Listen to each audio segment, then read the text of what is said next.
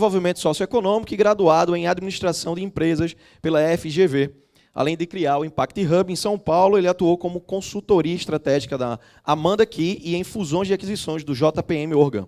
Atua hoje também como consultor para empresas como Itaú, Natura, entre outros. Com vocês, o Henrique. Bom, bom dia.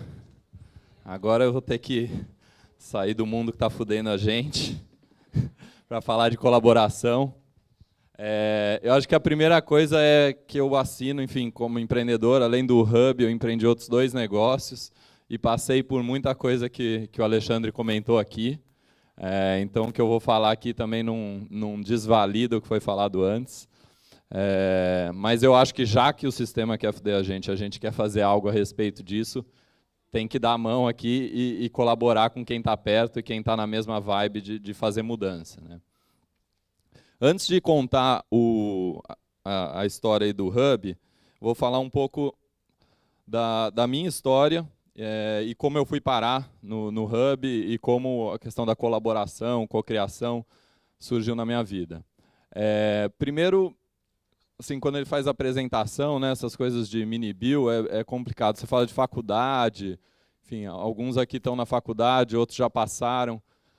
Eu vejo hoje, com o conhecimento livre do jeito que está, virando commodity, né? Qualquer um acessa a internet, você vai fazer um curso de Stanford, do MIT, da onde você quiser, acessar qualquer tipo de conhecimento que você quiser. E o que vale mesmo, quando eu penso onde eu estudei, as pessoas que eu trabalhei e tal, foi essa rede de pessoas, né?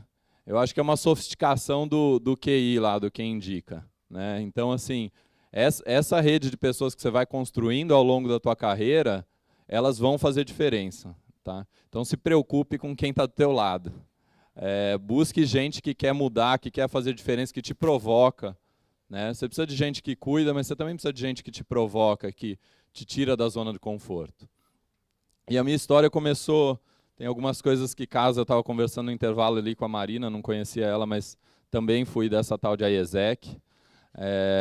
Durante a faculdade eu trabalhei lá, conheci, enfim, um monte de gente, tive a oportunidade de trabalhar em Portugal, fui trabalhar na Índia com exportação, que uma realidade totalmente diferente, foi antes da novela, então o pessoal me achava tudo maluco de ir para a Índia em 2001, que falou, você gosta de incenso e yoga? Eu falei, na verdade eu não sei praticar yoga, até acho legal quem pratica, mas não estou indo na Índia por causa disso, eu estava na Índia porque eu falei, é um lugar diferente, que eu vou conhecer gente diferente, ter experiência diferente, e para mim isso me anima, me inspira. E aí nessa história, depois de trabalhar na IESEC, eu fui trabalhar num banco de investimento por uma pessoa que trabalhava na IESEC, então aí a gente vai traçando a rede, então a pessoa não me colocou lá dentro, mas ela me chamou para participar do processo, eu participei do processo, fui trabalhar com fusões e aquisições em banco de investimento, com negócio, né, negócio puro. E eu não via propósito naquilo. Eu gostava muito de fazer negócio, gosto até hoje, mas eu queria fazer algo que mudasse a vida das pessoas. Então eu passava a semana virando noite, chegava no final de semana e ia fazer trabalho voluntário na periferia em São Paulo. E eu ficava, mas essa coisa assim, eu tinha que vestir 2 chapéus, né? Quando eu estava na empresa, eu era uma pessoa. Quando eu ia no final de semana fazer trabalho voluntário, era outra. Numa, eu gostava do trabalho, né? Então, eu gostava muito do trabalho no banco. Da dinâmica, eu aplicava conhecimento que eu já tinha, eu tinha, enfim, vocação para fazer aquilo. No final de semana, eu não tinha vocação nenhuma, né? Então, uma organização que trabalhava com jovens, eu tentava lá, mas eu não... Enfim, estava tentando aprender a fazer as coisas lá, me virar, carregava a coisa, então eu ficava mais assim em função do que precisava. E eu falei, aqui também não está certo, aqui tem propósito, mas eu não sou útil aqui, né? Ou enfim, no mínimo eu estou subutilizando minha capacidade. E aí eu comecei a buscar um caminho de como integrar negócio e propósito. E a rede de pessoas que eu convivi na IESEC, que eu convivi depois na universidade, enfim, nesse trabalho no banco, foi super importante para eu poder concretizar essa visão de integrar propósito e negócio. E aí, em 2006, eu comecei a empreender 2 negócios sociais, que era essa ideia, como é que eu junto um propósito, então meu Meu fim é melhorar a vida das pessoas, é criar um impacto positivo, mas eu acredito que o negócio pode fazer isso de forma mais eficiente em vários campos. Em outros não, em outros a gente precisa do governo, em outros a gente precisa de organização social, mas naqueles que eu queria atuar eu acreditava que o negócio era a melhor forma de fazer isso. E aí eu comecei esses negócios, apanhei um monte, enfim, dá para eu contar umas histórias aí do Alexandre, então empreendi empresa, empreendi organização social. Uma organização social, quando a gente começou a rodar, a gente trabalhava com 120 comunidades espalhadas no Brasil, com, de novo, a rede aí muito presente. Como é que eu vou atuar em escala num mercado artesanal, que é um mercado super fragmentado, e aí a rede foi a resposta. Então a gente criou uma rede global, criou uma rede nacional ali trabalhando com essas 120 comunidades, exportava os produtos, vendia online. O governo não só não incentivou, como de vira e mexe chegava notificação querendo multar a gente por cobrança de ICMS, enfim, diferencial de ICMS, que era uma loucura lá que, enfim, tem para a empresa, mas não tinha para a organização social. Daí baixa um decreto, passa a ter. Daí no dia seguinte você já tem que estar se adequando com o contador.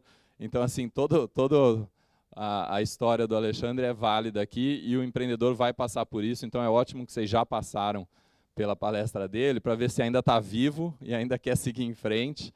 E se quiser, tem coisa interessante, né? É um tesão todo dia também, trabalhar com o que você gosta, com as pessoas que você quer estar perto. Aí, depois de montar essa organização, eu conheci o Hub, que eu vou começar a contar a história dele, e a colaboração e os momentos de cocriação vão aparecer ao longo desse caminho. E depois a gente vai falar um pouquinho mais de como trazer isso, aterrissar isso na carreira. O Impact Hub ele surgiu, o nome era The Hub, de novo as coisas de empreendedor, né? O nome era The Hub, a gente começou a crescer no mundo inteiro, e aí tem a questão de registro de marca, a gente teve que fazer uma mudança global para Impact Hub.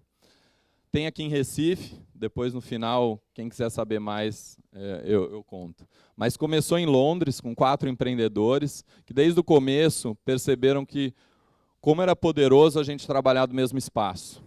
Então ele falou, putz, eu não quero só um dia, vou lá e sento com você, ou vamos se encontrar num café. Ele falou, e se a gente criasse um espaço onde a gente se esbarra todo dia, com gente de negócio, gente da área social, que quer fazer uma diferença, que quer construir algo significativo no mundo, e a gente trabalhasse nesse mesmo espaço todo dia.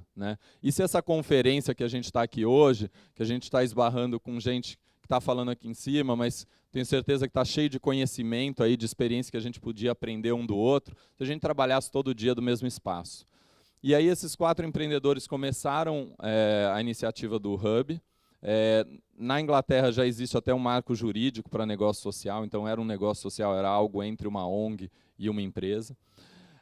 Eles começaram lá, e eu e o Pablo, que é meu sócio, lá em São Paulo, a gente conhecia essas pessoas por uma rede que veio da IESEC, e a gente falou, pô, faz todo sentido, a gente estava com a mesma dificuldade em São Paulo. Eu estava empreendendo aquele outro negócio, e o Pablo estava trabalhando apoiando empreendedores, falou, pô, a gente precisa de um espaço desse em São Paulo. E a gente começou a tomar cafezinho com um monte de gente, e a nossa pergunta era assim, quem te inspira a trabalhar, quem te inspira na vida? E aí essa pessoa indicava mais 3. E assim a gente foi construindo a rede. Então a gente ia atrás de pessoas inspiradoras, que a gente falou, putz, eu queria trabalhar do lado desse cara todo dia. Queria trabalhar do lado dela todo dia. E aí essas pessoas indicavam outros, e a gente foi construindo essa rede. A gente brinca, a gente nunca fez a contabilidade certinho, mas com certeza foram mais de 300 cafezinhos. E aí a gente construiu essa rede em 2006 e montou o segundo hub em São Paulo. Depois que a gente montou em São Paulo, surgiu em Amsterdã, surgiu em Madrid, e começou a virar, de fato, uma rede global. E aí a gente falou, pô, peraí, a gente está fazendo um negócio grande, e a gente não foi planejado, não foi que no dia 1 a gente falou, a gente quer criar uma empresa global, que vai estar em vários países, etc. A gente foi criando o que a gente via necessidade, via demanda no contexto local. E a gente montou em São Paulo, começaram a surgir esses outros, E aí o pessoal que tinha começado em Londres detinha a marca, né, do Impact Hub. E a gente chegou em 2010, a gente já estava em 20 hubs espalhados pelo mundo, e a gente falou, peraí, não é isso que a gente quer. Ninguém quer ser franqueado aqui, né? E ainda mais no caso de São Paulo, como a gente começou quase junto com eles, um ano depois, na verdade não aprendeu muito da experiência deles, aprendeu um pouco que eles já tinham apanhado, mas apanhamos um monte também, né? Aí a gente falou, bom, e se a gente se juntasse e comprasse o hub global, né? Se todos os hubs locais fossem donos desse hub global, né? Vamos inverter a história. Ninguém queria ser o local que vai estar debaixo do tal do global. E a gente inverteu. A gente pegou um empréstimo num banco fora do país. Nunca peguei empréstimo em banco aqui no Brasil. E a gente pegou esse empréstimo e comprou o global. Então a gente comprou a marca, comprou a estrutura que tinha para tocar a tecnologia, a marca, o que faz sentido você rodar globalmente. E o nosso princípio é assim, tudo em princípio é feito no local. Então, é inverter essa ordem de, em princípio a gente faz no global, porque tem economia de escala. Quando a gente analisa, sim, tem economia de escala para alguns pontos, e a gente tenta levar esses para o global, mas a gente quer fomentar a inovação o tempo todo na ponta. E é na ponta que essa inovação de fato acontece. Então a gente foi se juntando, criando novos hubs. Hoje a gente tem, acho que o número estava 65, mas a gente já provou mais 5. São 70 espalhados pelo mundo. No Brasil a gente está aqui, tá aqui em Recife, está em São Paulo, Curitiba, BH. A gente vai montar agora em Floripa no início do ano que vem. E tem um grupo interessado em Manaus. E aí a gente fala, por exemplo, não tem Rio, né? É porque depende de pessoas locais que queiram empreender esse negócio. Então a gente nunca define lá globalmente, senta meia dúzia de pessoas e fala, devia ter um hub aqui, e vamos lá montar um hub. Não, tem que ter pessoa local interessada em montar, e o máximo que a gente faz é criar programas para apoiar esses novos hubs. Eles, em geral, são empresas, no Brasil os 4 são empresas, mas sempre com esse viés de impacto. E a gente mensura o impacto. E o nosso impacto é indireto, né? O nosso impacto é através dos membros. Então, o Hub, o que a gente faz? A gente cria ambiente de trabalho, traz conhecimento, conecta essas pessoas. A gente tem uma plataforma virtual onde empreendedores aqui de Recife se conectam com empreendedores lá de São Francisco, no Vale do Silício, que podem estar usando uma nova tecnologia, que alguém em Recife aqui também está desenvolvendo. Então a gente acredita nessa plataforma global, que o empreendedor, principalmente a gente aqui no Brasil, por ser um país enorme, muitas vezes a gente demora para olhar para fora, né? Então a gente tende a olhar para o mercado interno, quando os países menores eles já nascem global, porque o mercado interno nunca vai dar conta. Então a gente tenta trazer essa perspectiva e empreendedores de impacto que queiram fazer diferença mesmo. E aí a gente junta. A gente tem gente, quando a gente falou de Natura e tal, a gente tem intraempreendedor, que são essas pessoas que estão dentro de empresa ou dentro do poder público. O Alexandre falou desses gestores públicos que têm a mesma agenda que ele. Essas pessoas são fundamentais para a gente dar escala para um monte de transformação. Se a gente não estiver dentro dessas grandes instituições, infiltrados ali com esses intraempreendedores, você vai ter sempre que construir do zero. E a gente tem um monte de instituição aí com gente que quer fazer diferença, né? E aí a forma é como é que a gente apoia essas pessoas. E aí esse crescimento a gente vem aprendendo como é que faz isso, como é que faz estratégia global, como é que essa estratégia colaborativa. Depois eu vou falar um pouco desses princípios de cocriação, colaboração, porque também tem uma coisa que vira uma febre, né? Então tudo é colaborativo, tudo é cocriação. E aí quando você vai ver, peraí, isso aí não é cocriação, e não tem problema, né? Nem tudo tem que ser cocriado, nem tudo tem que ser de forma colaborativa.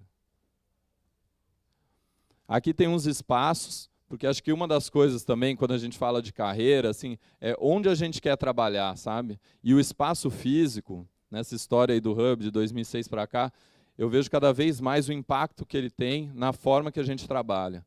Quem desenha o espaço de trabalho, quem desenha isso aqui, está assumindo que eu vou trazer conhecimento e que vocês estão ouvindo, né? Se a gente faz uma grande roda aqui, a gente vai estar assumindo que você pode trocar mais. Então, assim, o que você quer criar? O design do espaço, e aí design pensado de forma mais estratégica, né? Não é só simplesmente fazer algo bonitinho, ele é fundamental para o tipo de relação que você vai criar. E aí a gente montou esse galpão em São Paulo, em 2006, com todo o perrengue de empreendedor que está começando. Então, assim, como a gente também não tinha muita referência, o de Recife, por exemplo, começou ano passado, já tinha muito mais estrutura, a gente já sabia o que funcionava, o que não funcionava. Apanhou, mas tomou tombos novos, né? Ali, quando a gente começou, não tinha essas plataformas de crowdfunding, e eu e meu sócio, bom, eu tinha pedido demissão para empreender, então não tinha bem nenhum. Então, quando eu fui, né, tentar alugar o espaço, o cara falou, bom, não pode. E meu sócio, além de não ter bem nenhum, ele não era nem brasileiro, ele estava se naturalizando. Então, assim, eram os dois piores perfis do mundo para um cara alugar o espaço, né? E é um espaço grande, são 500 metros quadrados, perto da Avenida Paulista. E aí a gente pegou e falou, tá, e o que a gente precisa fazer para alugar o espaço? Ele falou, bom, faz aí um cheque calção de 6 aluguéis. A gente falou, porra, 6 aluguéis. A gente mal estava juntando dinheiro para pagar o primeiro, né? Agora tem que juntar 6. E aí a gente usou a rede, aqueles 300 cafezinhos, para levantar o dinheiro. A gente conseguiu investimento, a gente conseguiu doação e a gente conseguiu empréstimo. Então a gente captou de várias formas diferentes. Era uma loucura, a gente não faria isso de novo, a gente ia andando com um casaco, a gente não tinha nem conta bancária do Hub ainda, então a gente tinha que juntar esse dinheiro para chegar lá e fazer esse depósito de 6 meses. A gente foi catando dinheiro literalmente em cafezinho, falou, vamos se encontrar ali, você passa o cheque aí, 2 mil, 1.000, fomos juntando e a gente levantou esse dinheiro e alugou o espaço. Mais do que a parte prática dessa empreitada e ter ajudado a gente a levantar essa grana, foi o poder da rede. Ali a gente viu uma questão concreta, a gente monetizou a rede, a gente viu, olha, essa rede ajudou a gente a alugar esse espaço. E aí a gente entrou, no começo bem ingênuo, né? Vamos fazer mutirão para construir. Fizemos o primeiro mutirão, estava todo mundo lá. Vamos lá construir, quebrar a parede, daí quebramos. Isso aí era cheio de salinhas, a gente foi derrubando tudo. Bom, depois de umas 3 semanas, né, as namoradas iam, depois o namorado também começa a ficar cansado. Chega uma hora que tá nós dois lá, eu e meu sócio, carregando, né, de pedreiro, lá carregando, tirando entulho de dentro. Falou, porra, não dá mais, acabou a brincadeira, vamos levantar dinheiro e montar um negócio decente aqui. E aí a gente foi atrás, de novo, usando esses contatos, essa rede, para levantar dinheiro. A gente pegou investimento e empréstimo para montar o espaço e colocou ele para funcionar. A gente tem um segundo espaço que a gente montou na Vila Madalena, também do Hub São Paulo. Aqui tem umas histórias também. Esse é um dos hubs de Londres. Em Londres tem 4 espaços. E todo mundo, né, a cara dos hubs, eles vão ter algo comum, mas a gente convida as pessoas que vão usar o espaço para desenhar junto. Então a gente não vai lá e monta um hub e depois sai correndo atrás de gente para levar lá para dentro. O hub ele só tem que existir se tiver uma comunidade que precisa daquilo, né?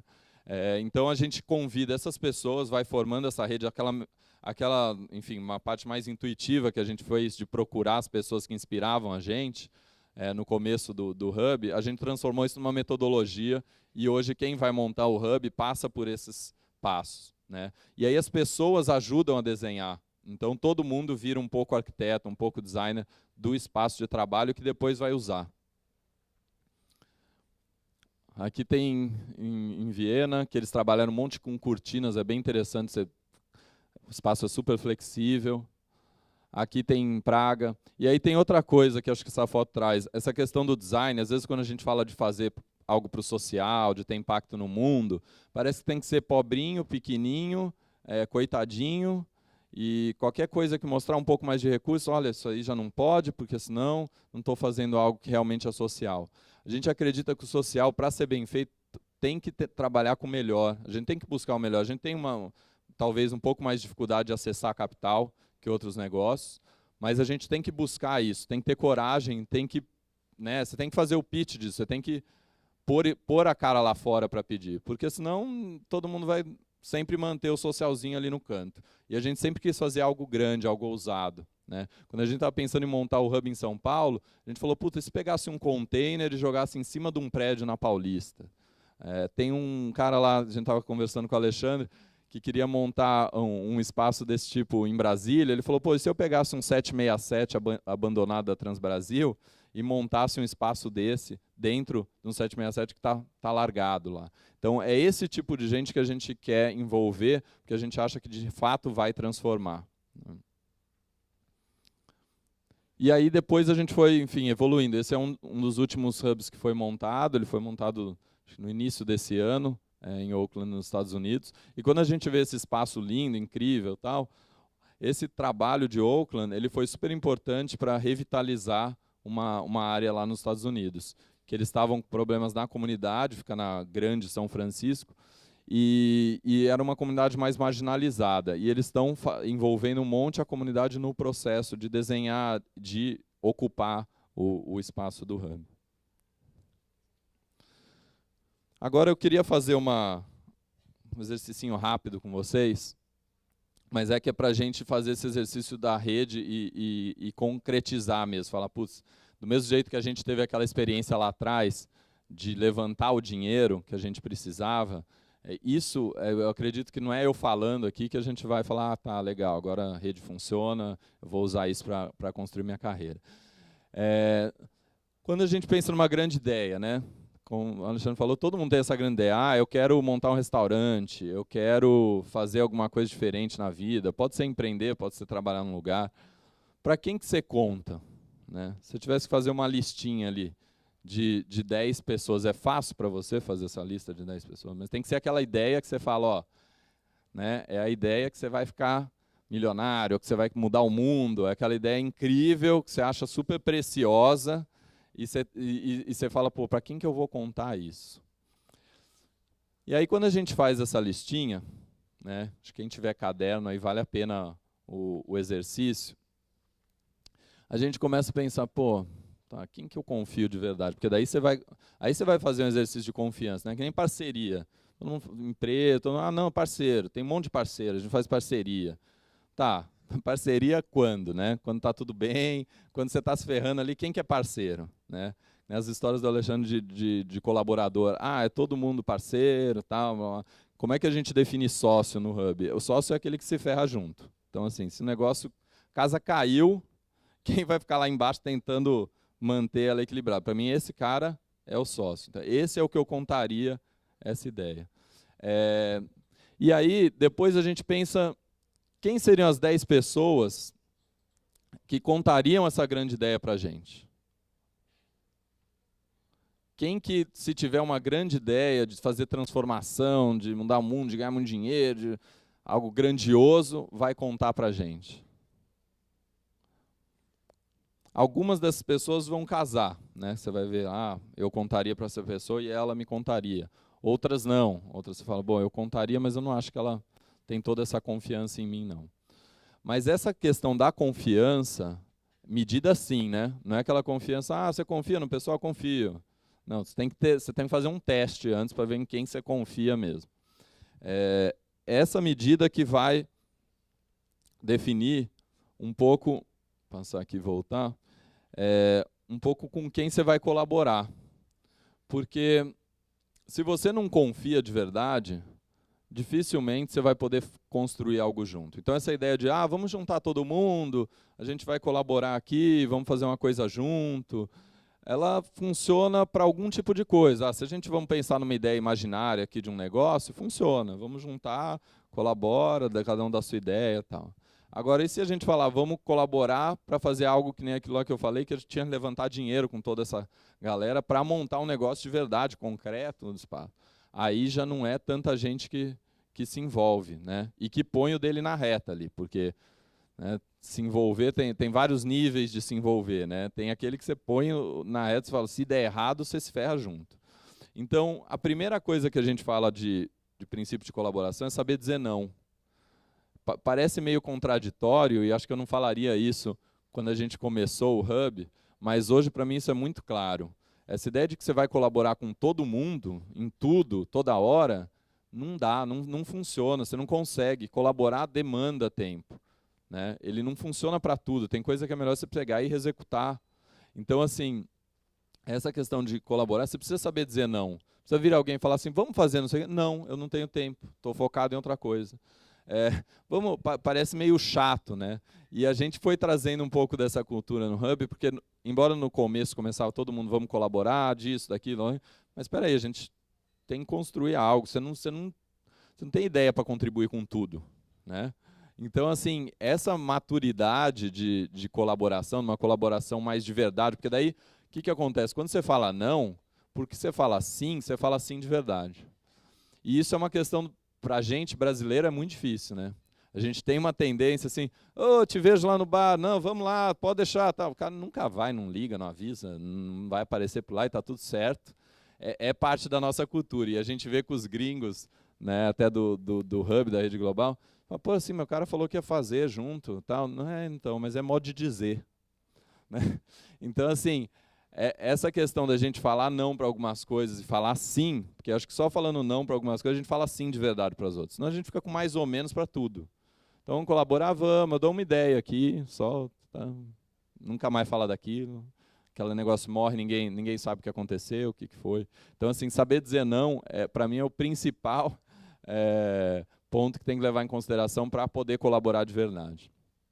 Depois tem, sim, o aspecto de generosidade, né, que é a primeira coisa que a gente pensa quando pensa em colaboração, pensa no, né, como você pode ajudar o outro, ser ajudado, construir algo junto. Então, essa generosidade é fundamental. Porque se você tiver com essa ideia de vou segurar minha ideia, não vou falar isso aqui para fulano, vou segurar do ciclano, então não vai funcionar, não vai fluir, né? Vai ficar uma coisa muito superficial. Depois tem a questão de confiança. E aí a gente tem vários graus de confiança para ver de quanto a gente de fato está afim de colaborar, de criar algo junto. Tem a coragem. A coragem é porque colaborar muitas vezes ele é mais desafiador. Ele exige você se conhecer bem para colaborar, né? Então, quando você vai empreender, as histórias do Alexandre são fundamentais, porque a gente tem que perceber que a gente não sabe tudo, né? E a gente precisa de gente do nosso lado que complemente o que a gente não sabe. Precisa ter essa coragem de assumir que não é capaz de realizar tudo e precisa de ajuda, né? E assim você consegue, de fato, ajudar alguém. Depois você tem a questão da transparência, que aí tem dois níveis. Um é assim, bom, eu quero ser transparente, né, uma intenção de transparência. Mas o segundo, quando a gente fala de colaboração, por exemplo, entre organizações, é que ser transparente muitas vezes dá trabalho, né? Você tem que pôr dado aberto, daí você tem que preparar esse dado para estar aberto, você tem que, enfim, exige uma dedicação à transparência. Não é simplesmente estar comprometido do ponto de vista, eu acho legal, acho importante ser transparente. E tem essa abertura para o novo, porque quando você abre para colaborar, você não tem tão claro ainda o que você vai construir, porque vai vir ideia de outro, né? Então, quando você senta, você meio que controla o processo. Quando você vai para um processo mais colaborativo, você perde um pouco o controle, mas ainda tem algum controle, tem um norte claro. Vou falar de cocriação, a gente vai ver a diferença. E a questão da diversão. Assim, quando a gente pensa por que a gente montou a rede global, acho que tem uma viagem, assim, lógico, vou mudar o mundo, tal. Mas depois você vai parando para pensar, putz, é legal melhorar a vida das pessoas, se eu conseguir melhorar meu bairro, minha família, eu já estou bem feliz, que já não é fácil mudar quem está do teu lado, já não é fácil. Mudar a gente mesmo é o maior desafio. Então, assim, tem essa questão de ter um impacto no mundo, mas tem também uma fato, puta, é muito legal juntar uma galera, sabe? A gente se encontrou agora, tinha uma galera mais ou menos o tamanho do grupo que a gente tem aqui, trabalhando junto numa mesma coisa, alinhando em alguns pontos, ouvindo inovação que o cara está criando lá em Joanesburgo, na África do Sul, o outro está desenvolvendo lá em Singapura, sabe? Você vê essas coisas novas, você se alimentar disso, fala, pô, esse programa funcionou lá, eu vou adaptar aqui para o Brasil, vou aplicar aqui. Então, assim, colaborar tem que ser divertido, tem que ser um processo que a gente fale, eu gosto de fazer isso, né? Eu gosto de estar com essas pessoas, de criar com essas pessoas. E colaborar, normalmente, ele pode ser feito de algo mais focado, né? A gente pode falar, pô, a gente tem essa meta de expandir a operação ou de fazer, e usar um processo colaborativo para fazer isso. A cocriação, ela já é mais aberta. Então, assim, cocriação não funciona para tudo. né? Então, se você tem um objetivo muito específico que você tem que entregar no final do dia, talvez não seja melhor você fazer um processo de cocriação aberto, tá, o tempo todo, sem nenhum direcionamento, sem hierarquia. Talvez isso não funcione. Então é importante você saber que é uma ferramenta que você vai usar em alguns momentos e não vai usar em outros, né? Nem sempre é a melhor solução. E aí exige que você tenha entradas e temas abertos. Então é um processo mais disperso, porque a gente está falando uma coisa, daí entra o fulano e traz uma outra ideia, daí você fala, puta, é verdade, daí vai para aquele lado. Daí vem o outro, traz outro tema. Então, assim, ele é totalmente sem, né, você não controla mesmo a agenda. Ele tem o desfecho aberto, então, que eu falei, se você quer um resultado garantido, talvez não funcione, né? Então, ele funciona muito bem quando você quer abrir, né? Quando a gente fala de processo de design centrado no ser humano, tal, você tem os momentos que você abre, fala, putz, vamos pegar um monte de ideia, um monte de coisa diferente, e depois tem um momento de fechar.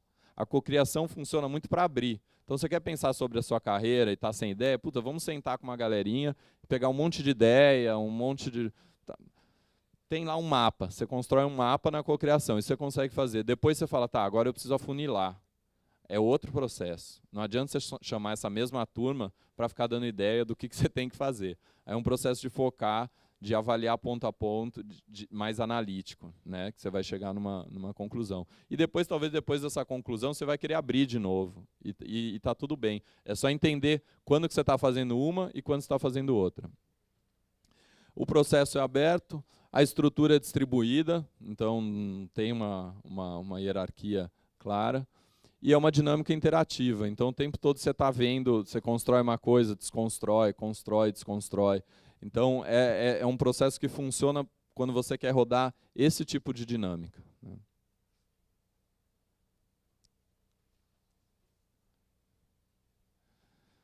Aqui eu vou falar da confiança, né? Quando eu falei de níveis de confiança. Então a gente também foi estudando isso, como é que a gente forma a rede, como é que as redes funcionam, como é que isso impacta no nosso dia a dia para desenvolver uma carreira. E aí a gente viu que o primeiro grau seria a coexistência, né? Então tá bom, um fica na sua, outro fica na outra, que é mais ou menos a convivência que a gente tem por lei, né? A história da liberdade sua acaba onde começa a do outro, etc. Então simplesmente você está ok lá, lado a lado, né? Você não está se matando, basicamente. Depois você tem a cooperação, né? E aí enfim, é um tipo de classificação, tem gente que usa de forma diferente, mas a cooperação no sentido de, quando você terminar o que você está fazendo, você ajuda o outro. Então, você tem uma predisposição a ajudar, já é mais do que a coexistência, mas você tem que acabar o teu primeiro. O terceiro nível é coordenação, quando você começa a falar, pô, peraí, vamos ver o que você quer fazer, o que eu quero fazer, e vamos sincronizar aí a agenda, né? Vamos ver como é que o que eu estou fazendo pode te apoiar, o que você está fazendo pode me apoiar. Depois de tudo isso que vem a colaboração, né? Que é, vamos trabalhar nisso junto. Então a gente alinha num objetivo e decide trabalhar junto para atingir aquele objetivo. Então, assim, é importante que tem que passar por vários estágios, seu nível de confiança tem que ser relativamente alto para você entrar num processo de colaboração mesmo. E por último, a gente coloca a copropriedade, né, que é o ser sócio ali da coisa. Então, assim, seja de um empreendimento, seja ser a liderança de uma organização social, enfim, quando você fala, olha, eu estou disposto a, de fato, ser sócio junto. E isso é muito complicado, é muito difícil. A gente tem sócio agora, são 70 hubs no mundo, significa que a gente tem 70 empresas sócias do global. Imagina para você alinhar a agenda com um monte de empreendedor local, cada um mais, né, cabeça dura que o outro, e a gente conseguir chegar e falar o que a gente vai construir junto. Né? Então, fora a diferença cultural que você tem, enfim. Então, é nesse processo que a gente está vivenciando agora, e é por isso que também a gente fala de copropriedade, dessas coisas, pô, é legal, mas é diferente de quando você junta a sua galerinha e fala, vamos colaborar aqui num trabalhinho, uma coisa pontual. Quando você entra, que você tem várias empresas, essas empresas são donas de uma outra empresa que é global, enfim, tem vários ativos, vários riscos envolvidos, é difícil fazer. E aí você entende porque o cara montou uma multinacional e falou, vou só pôr franquia ali, não me enche o saco, eu pago tanto, você paga tanto. É assim que funciona a relação e acabou. Porque é mais simples, né? Não dá muito trabalho, só que não é algo que a gente acredita. Então, para continuar inovando, para continuar criando uma rede incrível, a gente quer que cada hub local ele fale não só eu vou replicar o que vocês estão fazendo aqui lá em Belém. Ele, além de fazer isso, vai falar, ó, Belém tem algo único para trazer para essa rede no mundo. É isso que faz a gente ter tesão todo dia em encarar os desafios de ser coproprietário dessa rede global. É o fato de você falar, pô, é muito legal entrar alguém que vai trazer uma coisa que só tem lá, vai dividir com a gente vai poder compartilhar o que a gente está fazendo. Isso é muito bom e é o que anima a gente todo dia. Então, a gente, quando está naquelas reuniões intermináveis, né, a gente vive mudando também esse modelo de governança global.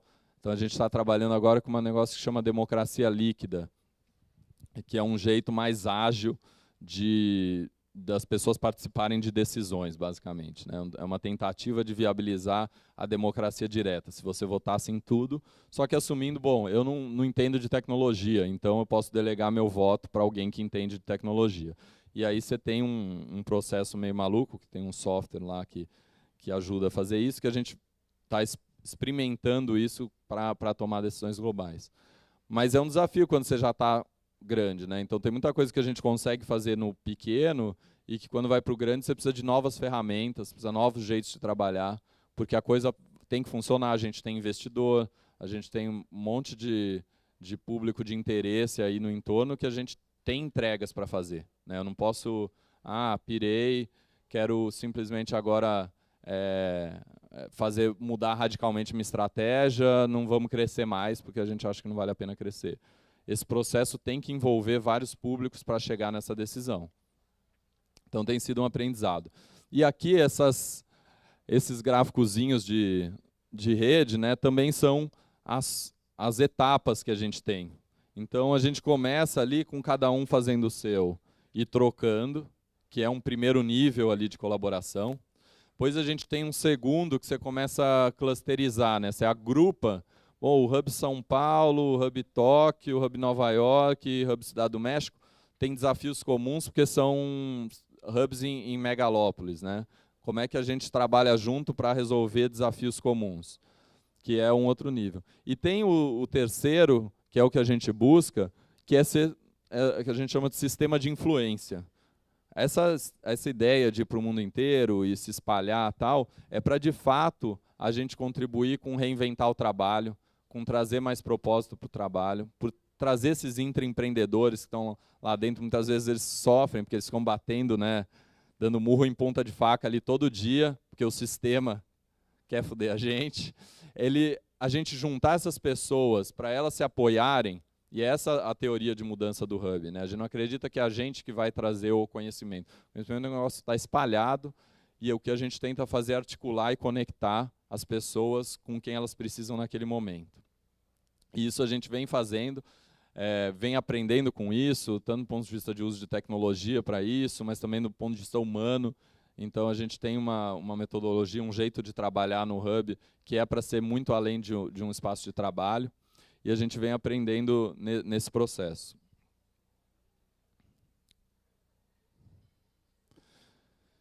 E aqui, para quem, né, enfim, acho que tem gente aqui que quer empreender, tem gente que depois do que o Alexandre contou já está pensando duas vezes. Eu acho que independente do caminho que você tome de empreender ou seguir uma carreira ou criar uma carreira, é a importância de você entender o poder das redes. Né? Então, isso aqui é um mapa de rede que a gente fez de uma grande empresa, que em tese tem aquele organograma, né? Que tem um presidente, tem os vice-presidentes, enfim, é uma empresa global, gigante. Na real, é assim que eles trabalham. Então, aquele organograma, aquela hierarquia clara, né? E quem manda é esse, quem define a agenda é esse, blá, blá, é uma ilusão, que lá não existe. Né? Quando você vai ver o processo de tomada de decisão, ele é sempre mais caótico. É sempre um fulano que deu uma ideia no meio da reunião de diretoria, e aí o ciclano ali, que é muito influente naquele grupo que está ali, gostou, validou, e, de repente, aquilo virou uma estratégia. Né? Então, assim, entender isso vai te ajudar a construir uma carreira, a carreira que você quer. No fim, o importante, acho que é você ser protagonista desse processo. Não ficar assim, pô, peraí, mas eu não entendo. Porque assim, o pessoal mais velho já está, eles não entendem mais, né? Não quer achar. O jovem, intuitivamente, saca que a coisa funciona diferente, mas muitas vezes não se apropria disso. Né? Você passar a entender isso, que você vai construir sua carreira em rede, vai colaborar com fulano e ciclano, depois vai se formar, vai formar um outro grupo aqui, vai ir para aquela empresa, depois daquela empresa você pode, com um dos colaboradores daquela empresa, montar uma outra. Entender isso, entender essa dinâmica, não é que você vai saber o ponto final ali, mas você entender essa dinâmica, você pode usar isso de forma mais estratégica. Nesse mapa que a gente fez, tinha muita gente que tinha cargo relativamente baixo na empresa, mas que era super influente. Né? Daí tem um caso clássico que é a secretária do presidente, né, que usam, mas não é só isso. Tem gerente, gestor médio, que ele tem um poder de influência muito grande numa área estratégica da empresa, e é ele que vai definir se a estratégia que está sendo implementada ali vai dar certo ou não. E esse entendimento disso, tanto, daí eu trouxe uma grande organização para falar, não é só, né, o Hub que foi criado, enfim, tem agora 9 anos, é uma empresa nova, ou mesmo a empresa do Alexandre, que também tem um pouco mais de 10 anos. Não é só essas empresas novas que estão fazendo isso. As grandes muitas vezes não estão entendendo isso, mas está rolando isso, porque é como as relações são criadas. Então, essa importância de começar a validar, e aí as grandes instituições começarem a entender isso, eles começaram a vir para o Hub e perguntar para a gente como é que a gente faz isso, como é que a gente cria. Então a gente fez o design do espaço, a Natura queria trabalhar com inovação aberta em Manaus, então ela queria incluir vários públicos no processo de inovação deles. Só que daí eles vão lá e constroem um prédio que, pô, o ribeirinho, a população indígena nunca vai ficar confortável de entrar naquele prédio. Então o que a gente fez? A gente chamou todos esses públicos, o ribeirinho, população indígena, antropólogo, gestor da Natura também, cientista, todo mundo que eles queriam ver no processo de inovação deles, para desenhar junto o espaço, como a gente faz no Hub. Então a pessoa se apropria, ela chega lá e fala, eu dei a ideia aqui. E é um espaço bonito, não é que você fala, tem que ser colaborativo, sai aquele samba do crioulo doido, né? Você fala, pô, peraí, mas nada conversa com nada, não tem design. Não tem design. Você tem um arquiteto, você tem pessoas que vão costurando isso. Não é que o cara deu uma ideia maluca aqui, puta, não vai ficar legal. Né? Então tem um senso crítico. Não é que tudo que for falado ali vai entrar.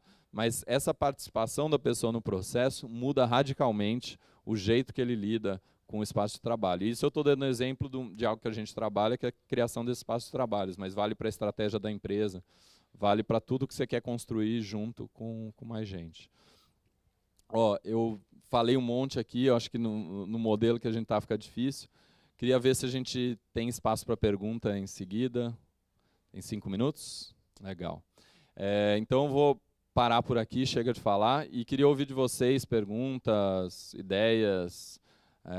E aí também quem quiser conhecer na prática como funciona, tem o Hub Recife, que fica ali no centro histórico, perto do Marco Zero, e vai ser super legal, enfim, tem uma galerinha por lá.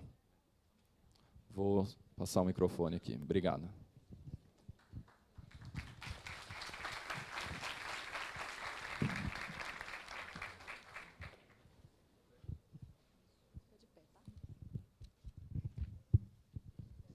Bom dia, Henrique. Palestra muito interessante, parabéns. Eu gostaria de fazer a pergunta para você da seguinte maneira. Como vocês avaliam, como vocês mensuram o impacto social dos produtos, enfim, daquilo que você desenvolve, e como é você colocar na mesma equação receita e impacto social? Legal, obrigado.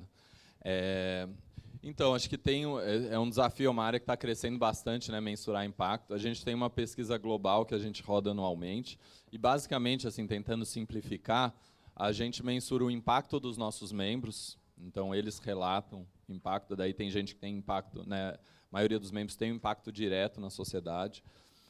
E aí depois a gente mensura o quanto que ele atribui desse impacto que ele gera ao Hub, ao apoio que ele recebeu do Hub, seja na forma de escritório, na forma de conhecimento ou na forma de conexão.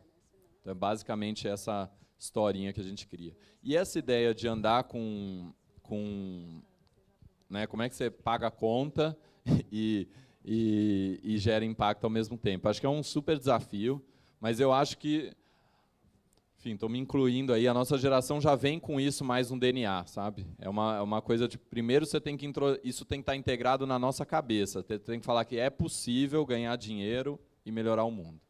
Se você não acredita nisso, não vale a pena dar o passo adiante. E aí também não é para todo negócio, é o que eu falei, governo tem seu papel, organização social tem seu papel, então não é todo negócio que tem que ser um negócio social também. Tendo isso resolvido na cabeça, aí vem os desafios do dia a dia. Então, assim, a gente vive constante, né, decisões de o que a gente vai escolher fazer, e muitas vezes eles colocam, sim, algumas trocas, que você tem uma escolha que você tem que fazer. Mas o desenho do modelo de negócio, é importante que isso esteja resolvido. Então, se você desenhar um modelo que, para ganhar dinheiro, você deixa de gerar impacto, e vice-versa, você vai ter muita dificuldade de alinhar isso o tempo todo. Então, acho que o desafio é no desenho do modelo de negócio. Então, você pode, por exemplo, tem membros do Hub que trabalham com pagamento mobile de SMS, até estão prototipando aqui em Recife a solução, chama Olha a Conta. Você pode fazer, enfim, dar acesso a serviços financeiros por SMS. Né? E aí, seu foco é classe CDE, eles estão crescendo, quanto mais eles venderem, mais impacto eles vão gerar. Né? Agora, tem o desafio, que é quanto que você vai cobrar, qual que é a tua margem. Ali você vai ter que fazer uma escolha. Mas, normalmente, é uma escolha de negócio, porque você tem que, enfim, você vai ter que pagar um investidor, você vai ter que fazer esse negócio parar em pé e crescer, e, ao mesmo tempo, tem que ser acessível. A população vai dizer se é um preço que vale ou não vale. Né? Então, acho que esse desenho do modelo é fundamental para evitar o número de escolhas que você tem que fazer entre uma coisa e outra. Mais perguntas? Muito bom, Henrique. Valeu, a gente tá infelizmente, a gente está com o tempo um pouco estourado. Parabéns, eu vou estar por aqui. Quem quiser trocar ideia, eu estou aberto aí.